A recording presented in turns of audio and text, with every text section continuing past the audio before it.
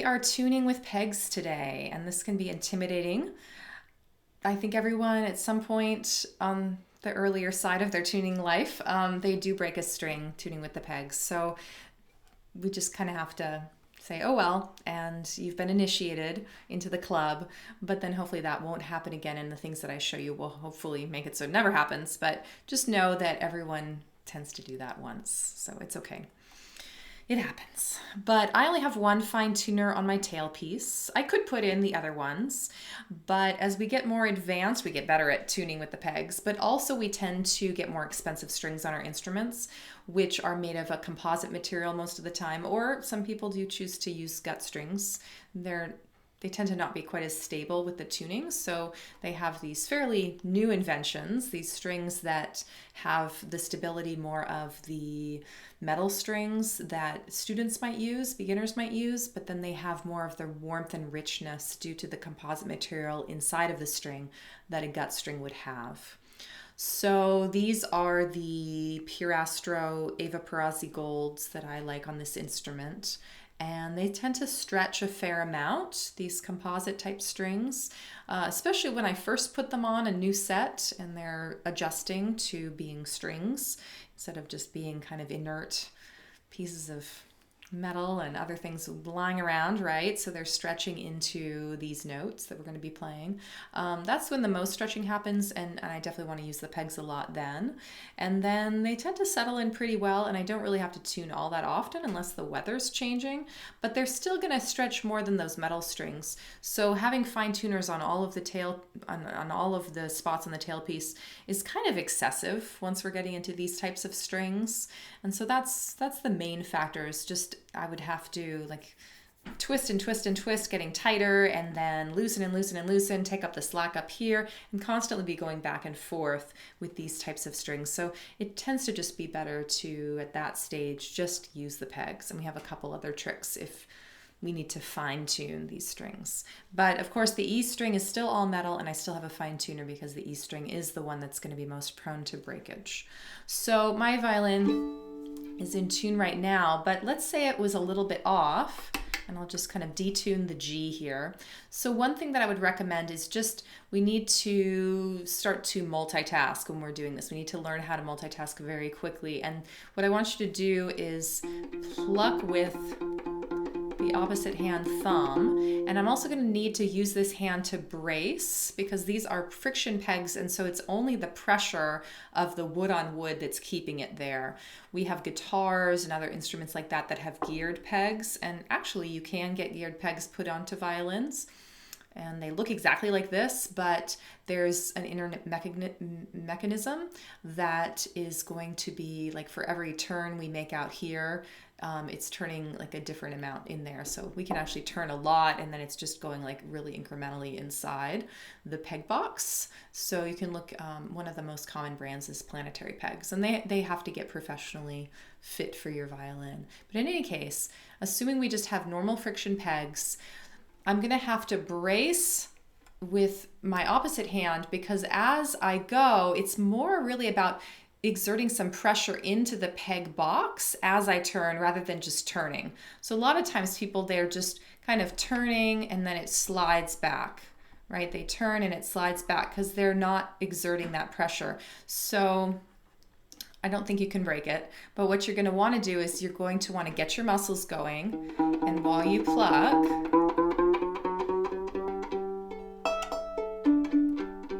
my note, there we go. So I made it look really easy. Most of the time it's not that easy. It might take 5 minutes the first time you do it. But you notice how, I've got my arm out here and I'm really pressing, and here I'm just trying to show you, but probably if I'm doing this on my own, I have the violin up here and I'm tuning with the bow this way, or I would just recommend having it just in your lap, sitting down where you're comfortable, having it in your lap. Maybe it's sitting on your knee, and then you can really get both sides. We have this kind of, sandwich effect where we're plucking and we have the hand bracing across and this hand is pushing in as it turns. And for every turn you make, you want to have like an equal amount of pressure pushing into the peg box. It's really, I can't stress that enough, how important this is. So anyway, let's do it again. So I'm just going to detune it a little bit. And so if I don't get it perfect the first time, like let's say, no, that's too high, I wouldn't generally just go right down and try and, actually I got it pretty close that time. But oftentimes that's when it won't stay. So if I'm having trouble getting it into pitch, and again, I'm still pressing here and I'm trying to get my thumb just going, and this is so that I can hear. And if you have a tuner there, you'll be able to see the little bar or wheel moving closer. Again, I'm just doing this by ear right now. But I can hear when it's getting close, and then I can stop. And that's really important so that we don't break the string. We're gonna break the string because we go too high, too fast.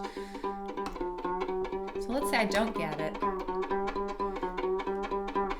We hear the pitch. I keep going down and I keep trying to get up into it. So I want to ascend up into the pitch and get it perfect. And if I don't get it perfect that time, I'm not gonna like fiddle around with that tiny little range. Like maybe I'm just like just the smallest amount too high or the smallest amount too low of the pitch. I'm not going to just like try and fiddle around with that range with a friction peg. You can do that with a fine tuner, but with the pegs you just have to kind of get a running start and then try and kind of boost the pitch up into it. If you don't get it, detune, boost the pitch up into it.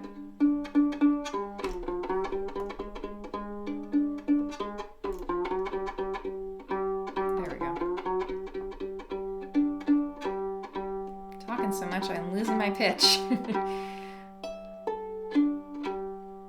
me learn how to tune by ear later, but yeah. So that's the G string. Let me do the A string so we have that experience. And this one, technically, we often tune against an A in an orchestra. So I have a little A on my metronome here. It's flat actually. Okay, so I'm not gonna just go and like just try and get it the tiniest little amount. It's gonna feel like, when you're kind of up against that and you're feeling like, okay, I've just gotta move this tiny little inch. It's not gonna feel like it wants to move very much. So I'm gonna go down first. And there I got it. But again, I'm bracing and I'm bracing and I'm plucking. So we have to do all of those three things together.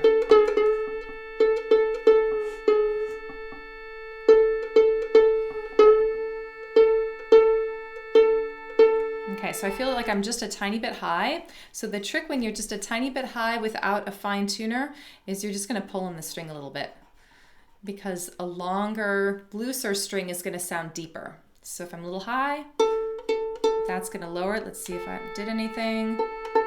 Still a little high. I'm gonna pull a couple more times. Look how much I'm pulling. It's still okay. Yeah, that sounds pretty good. Maybe a little bit more. That's pretty good. If I can't get it that way, I might just have to go with the peg again. But now, since I was a little flat, that's actually a 442, so I'm kind of liking that these days. So now I have to tune the other ones. So here's my E. I can just use the fine tuner, thankfully. But actually, let me show you what I would do if, let's say, this is off.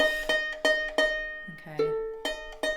I needed to use the peg on the E. So what I'm going to do, I'm going to detune first, even though it's already low, I'm going to go a little lower. And I think I got it. But let's say I didn't and it was, it was pretty close, I would go the rest of the way with the fine tuner. So you just, especially on the E string, you don't want to go above the pitch. Yeah, I've got to go a little higher, so I'm going to detune a little bit.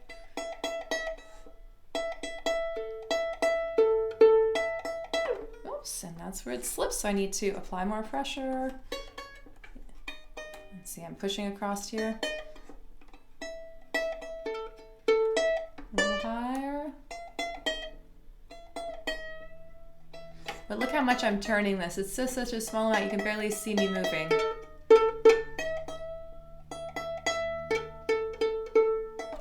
Oops. See, I just... My violin says, what are you doing to me? I always stay in tune for you. Why are you messing with me? It is a good violin for that. It tends to stay pretty stable at this point. Little fine tuner. And so it's that righty-tighty, lefty-loosey thing, right? Just like a screw or something. Okay, so now I've got to tune my D because I tuned my A a bit higher. fingers. So again, I'm going to detune first. Now I've got this other hand ready to go and brace. And I keep going down and back up. It's a little flat. So my trick for going a little bit higher is, so we want to stretch the string and make it a little bit more tense, or shorten it. If we played up our fingerboard, of course, that would shorten and make the sound higher. But I can stretch the string, so I can push on the string near the nut in the peg box here, and I can just try and get the string to stretch just a tiny bit more over, so it's more kind of taut, and then that might be, well, so we hear the change, and then it just kind of settles in. Yeah, I think we got it. Okay, so now I got my G.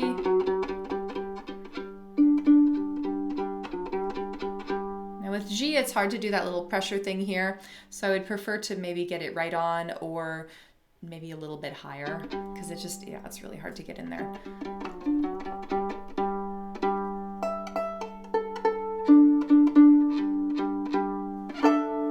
Sounds good? Okay. Thank you, violin, for dealing with that. And then the last thing I would do after I do a big tuning like that, I would check the bridge. And we want to make sure the bridge doesn't start doing this. Sometimes it does this, but most of the time it's doing this because the strings are pulling on it. And I want to just line up the back of the bridge, so like the tailpiece side of the bridge. I can use this as a reference point, this line here. So I want those to be parallel, and I'm just seeing that it's tilting just ever so slightly. So what I'm going to do here, and I would just put this in your lap, I'll just put it on my computer, but 2 little pincher fingers between the G and the D and the A and the E, and then I even like just get my kind of my wrists around so I have a good grip on the violin, and then just ever so slightly I'm going to just pull the bridge back a little bit, and we'll feel the strings just kind of sliding over. Now unfortunately sometimes you have to retune after that, but that's looking good now. And then I just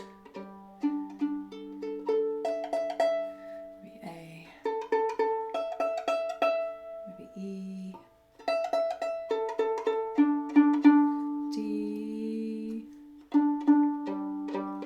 Yeah, we're back in business. So if you find the bridge is hard to move, you could always loosen up the strings, but that kind of defeats the purpose of tuning. But anyway, one thing you could do if your strings are on the looser side and in your flat, and you need to tune up the violin, you could just kind of double check the bridge at the start of the tuning process, and then in the end it might have shifted a little bit, but then it's not going to maybe be as far that you have to move it. Another thing I'd recommend for just the bridge health over time is just making sure when you do put on new strings, you just run a little pencil over the grooves, the little bit of graphite. You can do it up here too on the nut, but that does help a lot. Actually, it's amazing. You wouldn't think it would do so much, but when it does come time to shift the bridge around in those moments, having a little bit of graphite underneath the strings really does help that sliding.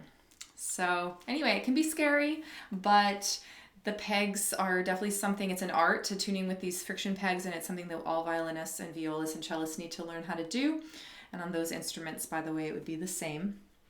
But I would say that, you know, if you're hearing like those little creaks and clicks that you heard on mine, which are pretty minor, that's completely normal. If it's like huge clicks and creaks, I mean, if there's a lot of humidity, or, you know, I guess sometimes if it's really dry too, that can happen. But if there's a lot of extreme weather changes happening and then you notice that that's happening on your instrument, then that's probably not something to worry about yet. But if it's something that you're noticing all the time and it's really hard to turn, or they're slipping all the time and you're in the middle of a piece and suddenly your string is just going loose and changing pitch constantly, then it's time to take them in and get them conditioned. So that does have to happen from time to time. It's just kind of like taking your car in to get a tune-up, or your bike in to get a tune-up, kind of oiling things up again. And so that is definitely something that needs to happen. Other times, you know, especially on beginner instruments, the pegs just aren't fit very well sometimes. And so anyway, a professional needs to look at that. But sometimes this is just a matter of, you know, you kind of user error. I suppose we don't know how much pressure it really takes. And it feels like a little bit of a workout. It feels like maybe not like a full push-up, but sort of that feeling in your bicep muscles of pressure in your working. So don't be surprised if that's how it feels, and don't feel like you're needing to be so delicate. I mean, we do need to be careful with this instrument, but there's a time and a place for having a little bit more of that sort of athleticism, and the pegs are definitely one of those times. So hope that helps.